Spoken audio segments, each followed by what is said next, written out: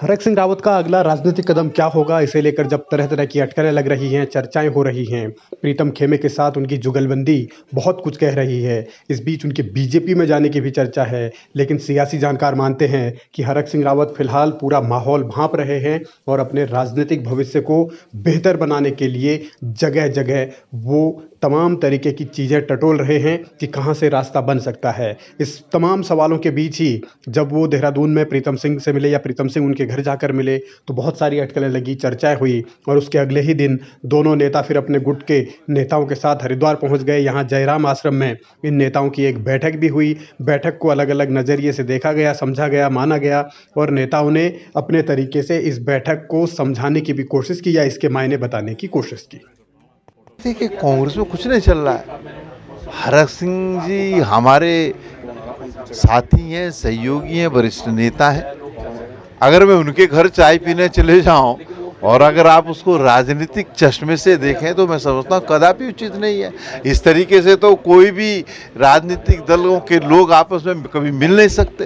सामान्य प्रक्रिया के तहत हम हरक सिंह जी के यहाँ गए, उनसे मिले और जब मिलते हैं तो भाई बात तो होगी। हम पॉलिटिकल लोग हैं, हम नॉन पॉलिटिकल लोग थोड़ी हैं। जब हम पॉलिटिकल लोग, हम राजनीतिक बात भी करते हैं कि कांग्रेस को हम कैसे मजबूत करें। तो इसी कड़ी में हम यहाँ पर भी हैं।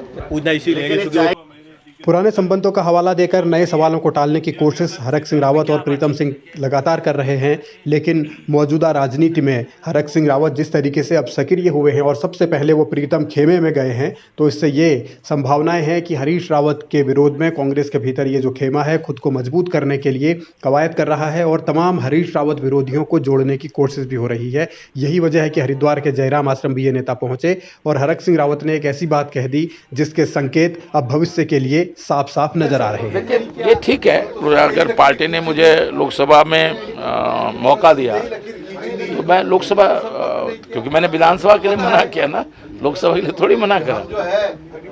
हाँ, तो लोकसभा लड़ सकते हैं। क्या करने जा रहे हैं? कांग्रेस को फिर से खड़ा करेंगे, जनता का कोई नया आप पहल की जा रही है? अच्छा करेंगे। क्या करें, वही क्या करेंगे? अभी देखते हैं। अभी आपने एक बात कही कि मैं खेती कर रहा था प्रीतम जी मेरे घर, क्या हरीश रावत को डाउन करने के लिए दोबारा एक बुलाया जा रहा है? लोकसभा चुनाव लड़ने की बात हरक रावत पहले भी कहते रहे हैं, लेकिन अब राजनीति के जानकार ये अनुमान लगा रहे हैं कि हरक की निगाहें इस बार हरिद्वार लोकसभा सीट पर है। इसीलिए वो हरिद्वार से जुड़े लोगों के साथ मुलाकात कर रहे हैं, तालमेल बनाने की कोशिश कर रहे हैं। खासतौर पर प्रीतम के संबंधों का फायदा उठाकर वो अपने लिए जगह बनाने की कोशिश में हैं।